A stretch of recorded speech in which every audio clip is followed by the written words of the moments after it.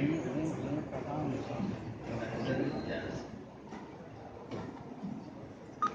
مضمون کا عنوان ہے آتش فکر کا شبنم زدہ شاعر. آتش فکر کا شبنم زدہ شاعر. حیدرآباد پرخوندہ بنیاد نے شعر و فن کے حوالے سے جن باکمال شعراء کو برانگیختہ کیا ہے ان میں ایک معتبر اور معروف نام گرامی قدر سید سمیع اللہ سمیع صاحب کا بھی ہے. موصوف کا برتاؤ، رکھ رکھاؤ اور شائستگی اس بات کی نماسی کرتی ہے کہ تہذیب گزشتہ کی جانب منگوشنمائی کرنے والے نفوذ بہم دل لہتا حضرت سمیع ایک لئیق شاعر، خلیق انسان ہے اور ماہر عروض واقف ہے. یہ اور بات ہے کہ جب ہم نے پہلی بار سمیع بھائی کو دیکھا تو ان کی جانب دوسری بار نہیں دیکھا. ہم متین اشخاص کو صرف پہلی بار ہی دیکھتے ہیں، دوسری بار صرف انہیں ہی دیکھتے ہیں جنہیں دوسرے ہی مبارک اوصاف کا حامل مانے. مثلا مزاح کی چاشنی، مزاج کی آوارہ گردی اور بے حرمی و بے ساختگی وغیرہ وغیرہ. حضرت کے اندر اس قسم کی سلامت رنگی نہیں پائی جاتی. مدام لیے دیے رہتے ہیں، جہاں سے شروع ہوتے ہیں وہیں پر گویا ختم ہو جانے کو اپنی گردباری کے مطابق خیال کرتے ہیں. ایسا معلوم ہوتا ہے کہ وہ اپنی خاندانی شرافت کو کسی صورت اپنے احوال ناگفتابے سے مزید بلند کرنا نہیں چاہتے. وہ جو بھی شعر کہتے ہیں اس میں شرافت نیچی چھائیاں بدرجہ کم پائی جاتی. ان کی شاعری میں دور دور تک کوئی رومانویت نہیں پائی جاتی. مسائل کا ایک طوفان ہے کہ جس سے وہ مدام نبرداتما دکھائی دیتے ہیں. اب جو شخص محض اپنی واحد منفوحہ کے روئے مقدس کو دیکھ کر شعر کہتا ہو وہ کیا رومانی لفظیں کہے گا.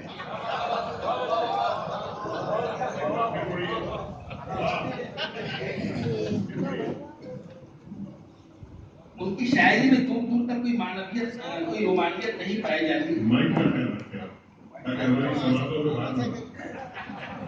مسائل کا ایک طوفان ہے کہ جسے وہ مدام نبرداتما دکھائی دیتے ہیں. اب جو شخص محض اپنی واحد منفوحہ کے روئے مقدس کو دیکھ کر شعر کہتا ہو وہ کیا رومانی لفظیں کہے گا. جس کی دوڑ کے چوکھٹے دائرے خلقوں کے تار میں محدود و مقرر ہوں وہ کیا منزل عشق طے کرے گا.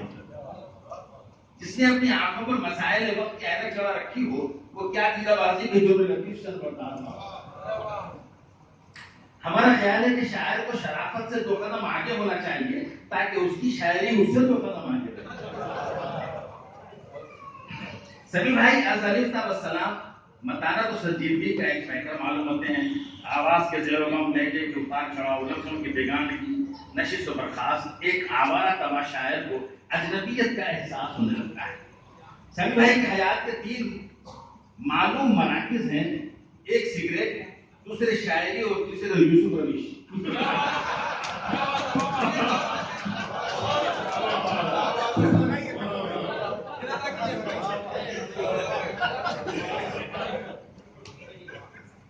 سمیع بھائی کی حیات کے 3 معلوم مراکز ہیں، ایک سگریٹ، دوسرے شاعری اور تیسرے یوسف رویش.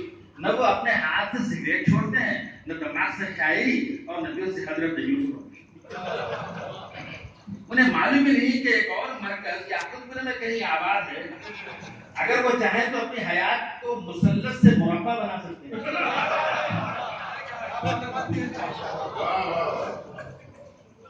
ہم سنجیدہ اشخاص سے ایسے ہی بھاگتے ہیں جیسے ابلیس و ہاتھ سے. ہمیں ایسی شخصیات سے ہول ہوتی ہے اور ہم لاہور بھر بھاگ کھڑے ہوتے ہیں. لیکن جب ہم نے سمیع بھائی کا نیز ان کی شگفتہ آثار تحریر کا پسند غائر مطالعہ کیا تو معلوم ہوا کہ ان کے دوست دیوینا جناب یوسف رویش نے خود انہیں اپنے رنگ میں رنگ لینے کی سازش کی رچی ہے. اور صحبت یوسف تورا یوسف کنت کا وہ ایک طرح سے آئینہ ہو گئے. سمیع بھائی کی شخصیت ہی کچھ ایسی متاثر کن ہے کہ جو ان سے قرب و اتصال پیدا کر لیتا ہے وہ خود بھی ایک ناگفتہ منزل اور نامعلوم سفر پر راہ نکلتا ہے. دو ایک ملاقاتوں کے بعد ہم نے قدری تفصیلی اس مرکع متانت کا جائزہ لیا تو معلوم ہوا کہ اس پردے زنگاری میں ایک آدھ شوخ بھی کہیں بھی کار فرما ہے جس کے ہاں شبنم کی ٹھنڈک کے ساتھ ساتھ شولوں کی آنچ بھی ہے، گلوں کی مہک کے ساتھ ساتھ کانٹوں کی چمن کا احساس بھی ہے.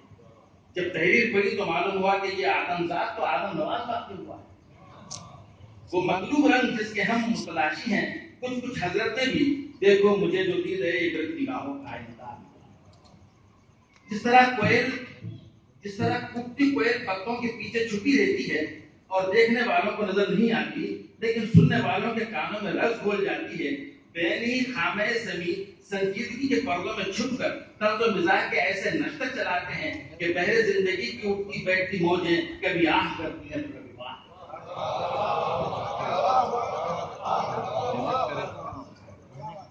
کبھی واہ کرتی ہیں۔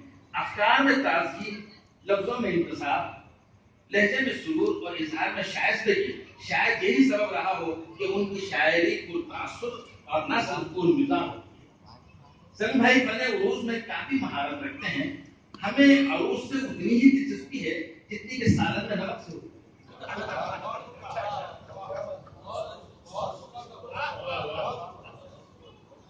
ہمیں عروض سے اتنی ہی دلچسپی ہے جتنی کہ سالن میں نمک سے ہوتی ہے۔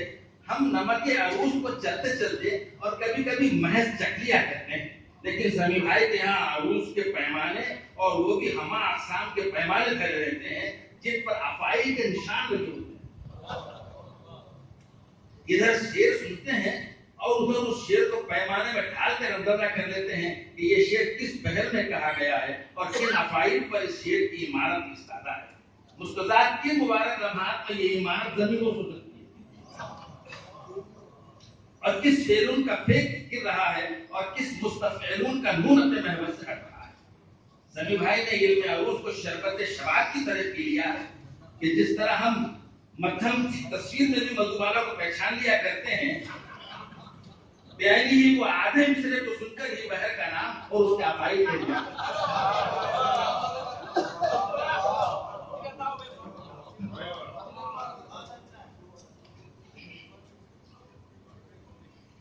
سلیم بھائی نے علم عروض کو شربت شباب کی طرح پی لیا ہے کہ جس طرح ہم مدھم سی تصویر میں بھی مدھوبالا کو پہچان لیا کرتے ہیں، بیانی ہی وہ آدھے مصرے کو سن کر ہی بحر کا نام اور اس کے افعال کہہ سکتے ہیں۔ ایک دن ہم نے سلیم بھائی سے پوچھا کہ آیا آپ نے کبھی محبت کی ہے؟ کہنے لگے ہاں اللہ میاں سے۔ اب جو اللہ میاں سے محبت کرتا ہے وہ حضرت امجد حیدرآبادی کی طرح پور عرفان ہم تو کہہ سکتا ہے، لیکن داغ کی طرح بھوک پڑتا ہے کہ چلمن سے لگے بیٹھے ہیں اور جوش کی طرح کل بدنی والی نظم نہیں ہے۔ ہم نے آتش فکر کو فکر آفرینی اور فکر انگیزی کے ساتھ از الف تا سلام پڑھ لی، اس میں ہمارے مطلب کی چیز نہیں ملی۔ نہ میر کی نیم باز آنکھیں ہیں، نہ حسرت مہانے کا چپ چپے آنسو بہانا ہی نظر آیا۔ اختر شیرانی کی دل لگی ہے، نہ جانثار اختر کی وارفتگی، نہ صاحب کی حرارتیں ہیں، نہ شبیہ کی آسائش۔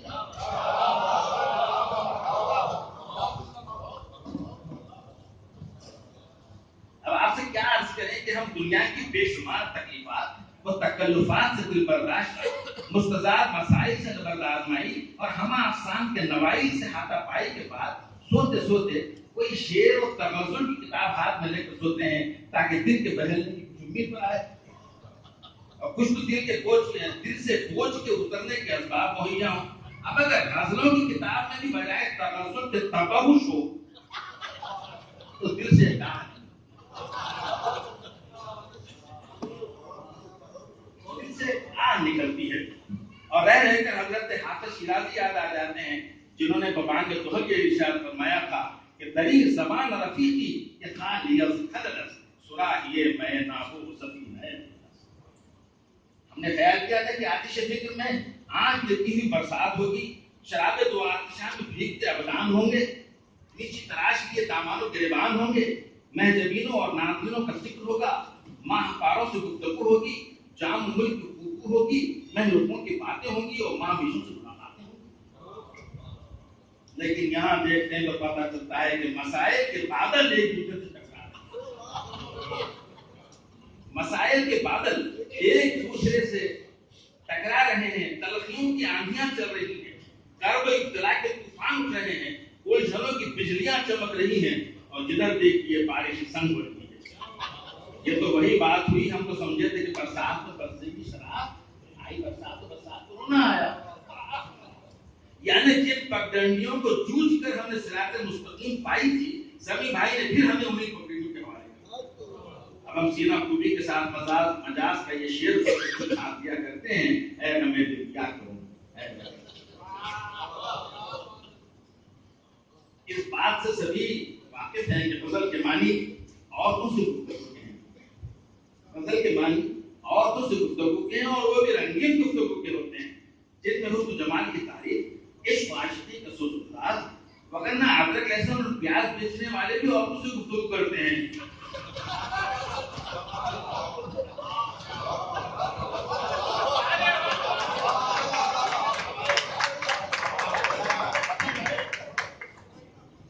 وگرنہ ادرک لہسن اور پیاز وغیرہ بیچنے والے بھی عورتوں سے گفتگو کرتے ہیں، لیکن اس غریب کی گفتگو کو کسی صورت غزل نہیں کہا جاتا۔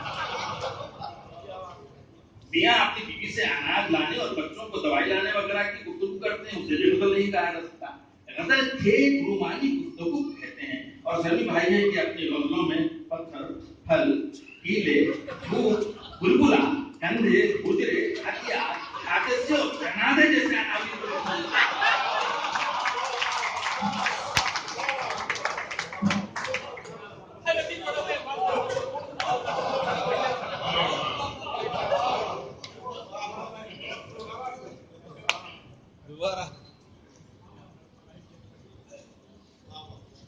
غزل ٹھیک رومانی گفتگو کہتے ہیں، اور سبھی بھائی ہیں کہ اپنی غزلوں میں پتھر، پھل، کیلے، دھوپ، بلبلا، کندھے، گجرے، ہتھیار، حادثے اور جنازے جیسے عناوین پر گفتگو کرتے ہیں، اور ہم کہ جنہیں دنیا نے جی بھر ڈرایا ہے، مزید ہمیں ڈرا کر ہمارا دل نکال دیا۔ ایسا معلوم ہوتا ہے کہ سبھی بھائی نے متقی حضرات کی مبارک صحبتیں نہیں پائی ہیں، ورنہ ان کی شاعری کی صورت بدل جاتی ہے، بلکہ خود ان کی صورت بدلنے کے خاصے وہ داڑھی چھوڑ کر عشق فرمانے لگتے اور مسلح پر بیٹھ کر جام و ملک گفتگو کرنے لگتے، اور اس بات پر ایمان لے آتے کہ میں سجادہ رنگی کن کرت پیرے میں سجادہ رنگی کن کرت پیرے مغاں تجھے کے سالک بے خبر نفر ذرا سوال ہے۔ سبھی بھائی کی نگاہ مثال پر کم اور معال مثال پر زیادہ ہوتی ہے، شاید یہی وجہ ہو کہ وہ کمال وصف سے اجتناب کو اپنے طور پر واجب گردان دیا۔ طرح حال یہ کہ عروس فصل ہاں دو سانسوں کے مساوی کیوں نہ ہو تو جہان پر بھاری ہوتا ہے۔ اگر پھول کا مرجھا کر شاخ سے ٹکر جانا ہی نگاہ میں مستحضر رہے تو نہ کسی شاخ پر پھول کھلے گا اور نہ کسی غنچے کو توفیق شگفتگی نصیب ہوگی۔ اگر مرگ آخرش پر سب کی نگاہیں مرکوز رہے تو پھر زندگی کا مگر جواب نہیں کون کہے گا۔ شاید آپ نے ملاحظہ نہیں کیا کہ محلے بھر میں ایک کفن کی دکان ہوتی ہے، 50 کرانے کی دکانیں ہوتی ہیں۔ اگر ہر شریف آدمی پر موت اور بیماری کا تصور غالب رہے تو مرزا غالب کے اشعار کون پڑھے گا؟ شادی خانے ویران ہو جائیں گے اور ڈھول تاشے پیٹنے والے اپنا سر پیٹنے لگ جائیں گے۔ اگر ہر کوئی موہن دارو اور ہرپا کے کھنڈرات پر غور کرتا رہے تو پھر یادگار محبت تاج محل کون تھا؟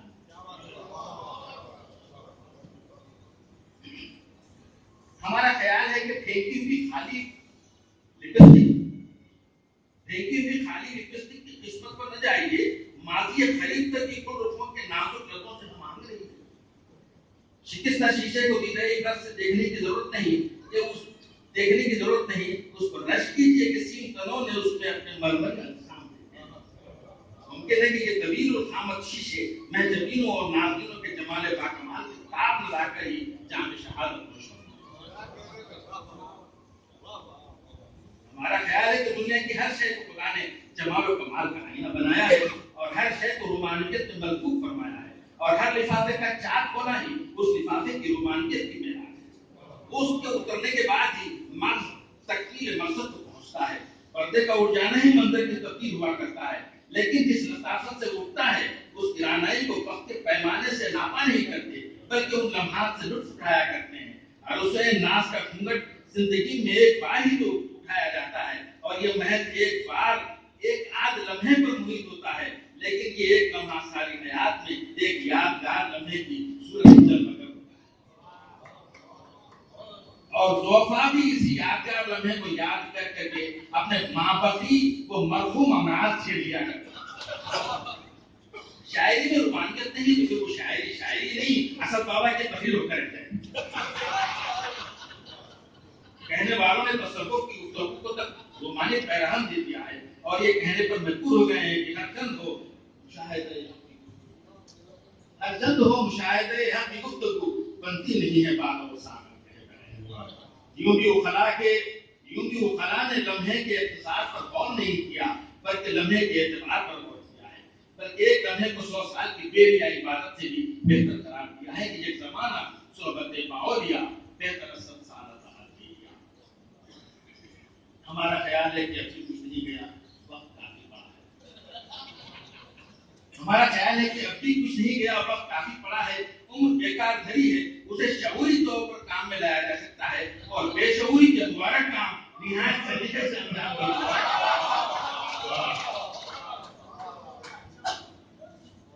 خدا نہ خاصہ ابھی گھٹنے واشکائی تو ہو نہیں گئے ہیں.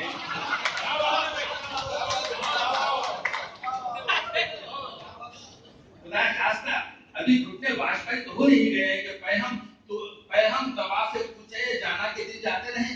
ماشاءاللہ چہرہ مورا انوس منور و معصوم ہے. حضرت توجہ کی ضرورت ہے. خدمت سمی میں بندرے کمترین عرض کرنا ہے کہ حافظ کے تطبع میں خرچ بادہ باد ماں کشتی درا بنداختی کا نعرہ مار کے عشق مجازی کا وہ پھنڈا جسے میاں مجنون نے اپنے گلے میں ڈال کر صحرا نوردی کی مشق ہم پہنچائی تھی نکل پڑے. اور یہ نکلنا اس درجہ مبارک کو محسوس ہو سکتا ہے کہ جہاں سے آپ نکلے ہوں وہاں بارے دیگر لوٹ کے آنا شاید پھر آپ کے نصیب میں بھی نہ ہو. جس ہاتھ میں مسائل کی نہ الجھنے والی گتھیاں تھیں ان میں انگلیوں سے بچھانے والی زلفوں کی کچھ پیچ ختم ہوں گے.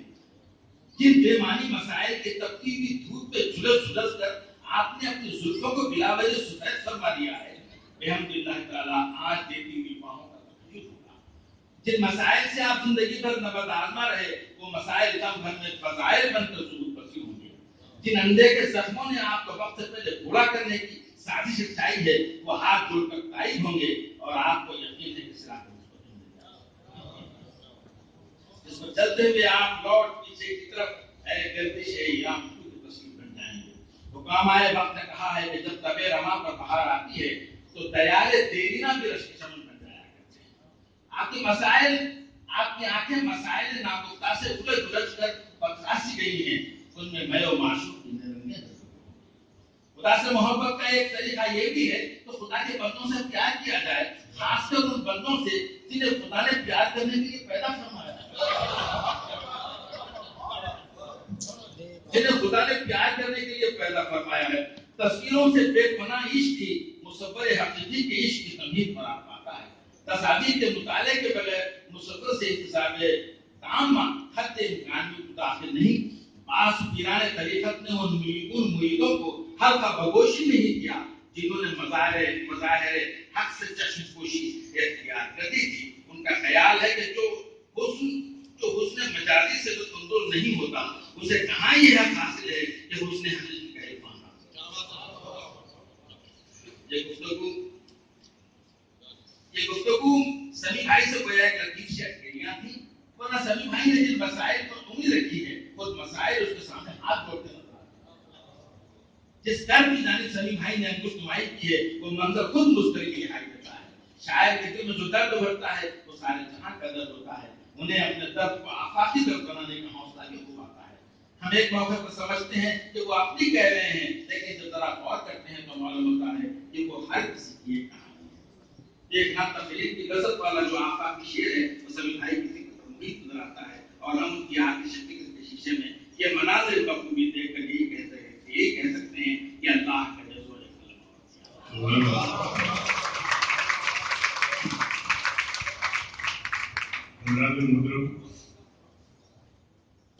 مجھے امید تھی کہ گفتگو ہوگی آتش فکر پر، لیکن ڈاکٹر سید عباس متقی نے بہت ہی متقیانہ انداز میں حضرت سمی کو جو مشورے دیے اگر خدا نہ خواستہ اس پر سمی صاحب نے عمل کیا تو مجھے آتش فکر کی فکر لگ گئی.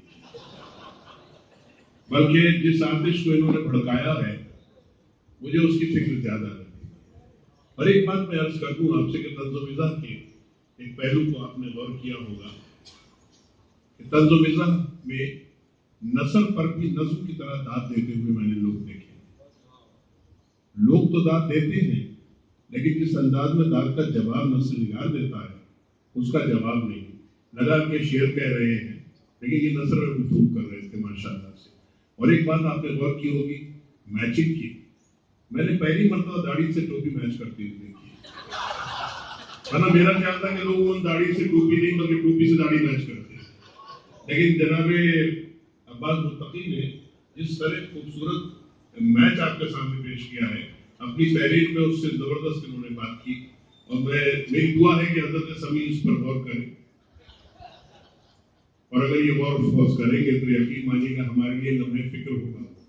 آتش فکر کے بجائے لمحے فکر ہوگا. آئیے آتش فکر کی گفتگو ہو